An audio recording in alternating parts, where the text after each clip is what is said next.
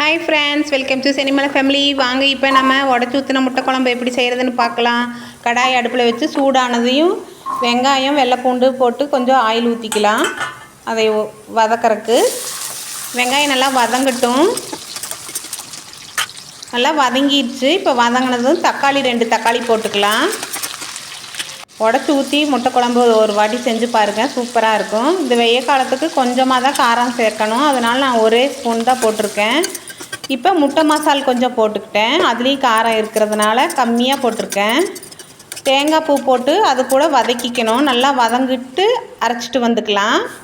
இப்போ இன்னொரு கடாய் அடுப்பில் வச்சுட்டு கடுகு போட்டுக்கலாம். எண்ணெய் காஞ்சதும் கடுகு போட்டுட்டு வெங்காயம் கட் பண்ணி போட்டிருக்கேன். நான் பெரிய வெங்காயம் தான் போட்டிருக்கேன், 2 வெங்காயம். நல்லா வதங்கட்டும். வதங்கினதும் கருவேப்பிலை போட்டுக்கலாம். கருவேப்பிலை வதங்கட்டும். வதங்கிட்டு நம்ம அரைச்சி வச்சுருக்கிற அந்த பேஸ்ட்டை ஊற்றிக்கலாம். நம்ம மசாலா அரைச்சி வச்சுருக்குறோம், அதை ஊற்றிக்கலாம். நல்லா இன்னும் கொஞ்சம் தண்ணி சேர்த்து ஊற்றி நல்லா கொதிக்க விடணும் ஃப்ரெண்ட்ஸ்.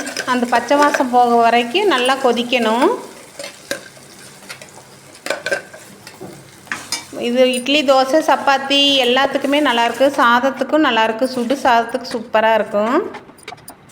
உப்பு கொஞ்சம் போட்டுக்கலாம். நான் எனக்கு தேவையான அளவுக்கு தண்ணி ஊற்றிட்டோம், உப்பு போட்டுட்டேன். ஏன்னா நைஸ் உப்பு போட்டிங்கன்னா தான் முட்டையில் அந்த கலக்கிக்கும், இல்லைன்னா அவ்வளோதான். நான் ஒரு 8 முட்டை உடச்சி ஊற்றிருக்கேன். இது 2 நேரத்துக்கு வச்சுக்குவோம் ஃப்ரெண்ட்ஸ். மதியத்துக்கும் நைட்டுக்கும் தான் இது முட்டை மசால்.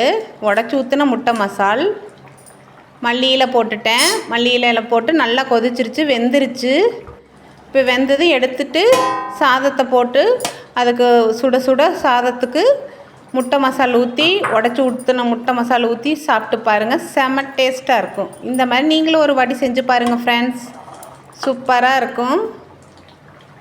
சப்பாத்திக்கு, இட்லி, தோசைக்கெல்லாம் சூப்பராக இருக்கும் ஃப்ரெண்ட்ஸ். நைட்டுக்கு இட்லிக்கு, மதியத்துக்கு சாதத்துக்கு இதே தான். இந்த மாதிரி நீங்களும் ஒரு வாட்டி செஞ்சு பார்த்துட்டு கமெண்ட் பண்ணுங்கள்.